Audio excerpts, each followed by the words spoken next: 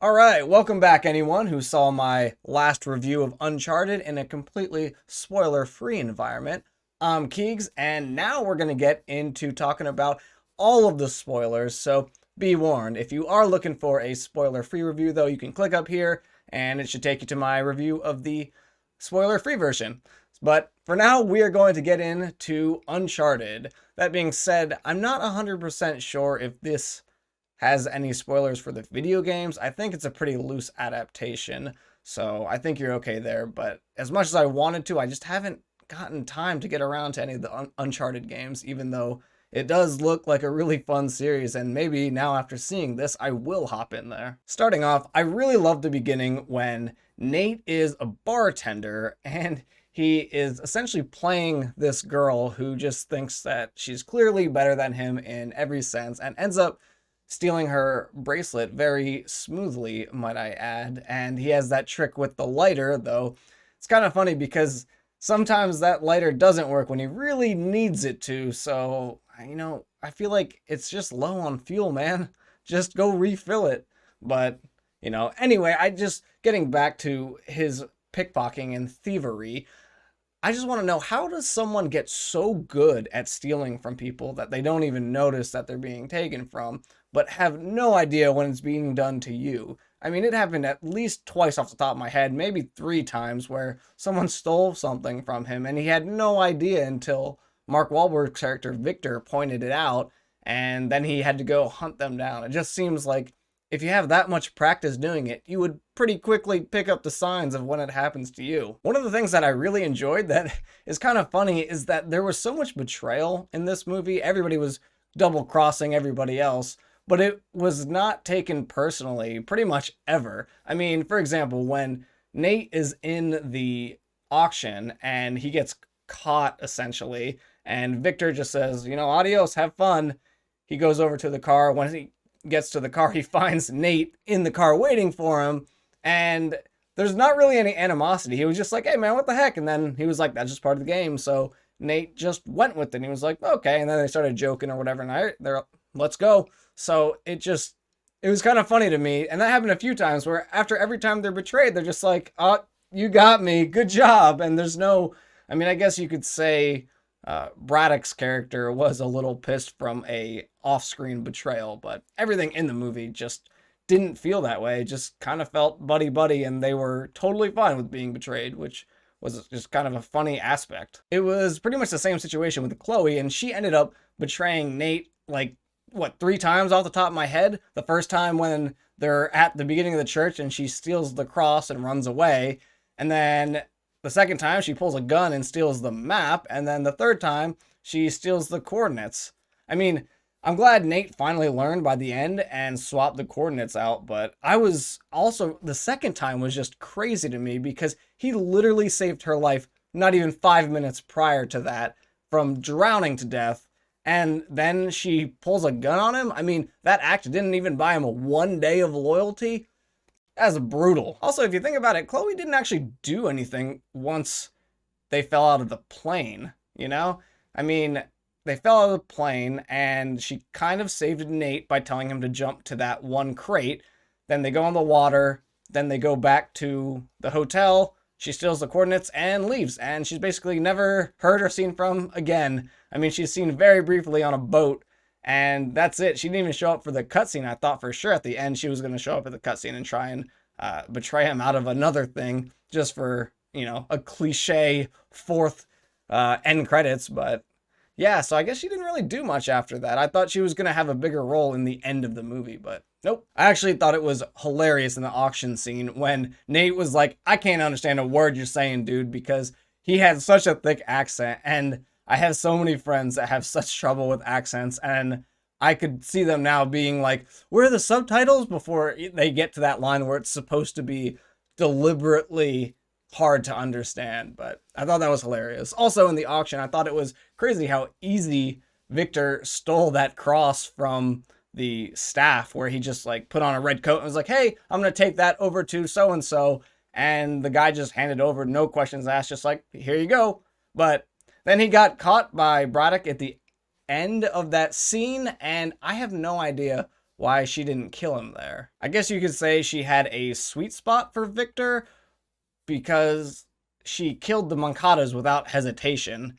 And then I guess at the end of the movie, she also tried to kill Victor when she told her henchmen, shoot on sight, kill him. So I guess maybe her loyalty to Victor had broken just with the shattered glass at the Papa John's, but I just don't know why she didn't kill him immediately, because she was slicing throats left and right and didn't seem to feel too bad about it.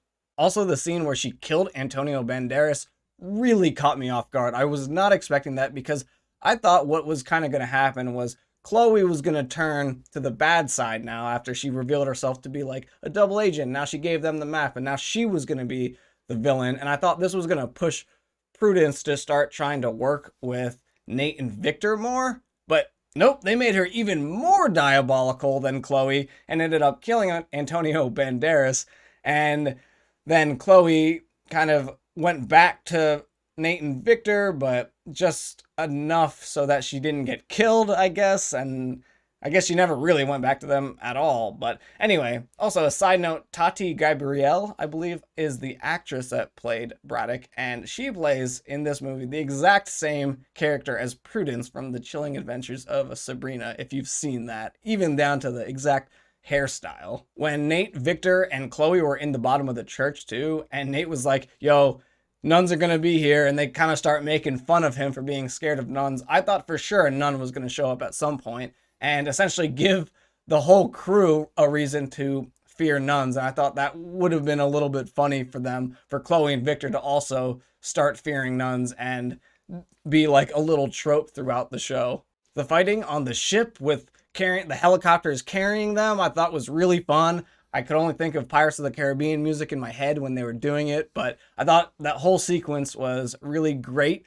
Physics got a little bit stretched with how agile those helicopters were, and especially with how well those ships were holding up after 500 years. I thought those things would have crumbled if you looked at it wrong, but nope, they had no problems, I guess. So I thought that was really good. I liked how at the end Victor did show that he truly did care, or at least feel a little responsibility for Nate when he had to choose between his gold and saving Nate, and he ended up saving him. And I thought that was a really nice scene and kind of cool to just see them be like, yep, well, there's going to be another treasure out there and we can find it at a later time. So they just kind of, took it very well that they just lost, $5 billion worth of gold, but they took it like champs, and now they're just on to the next mission.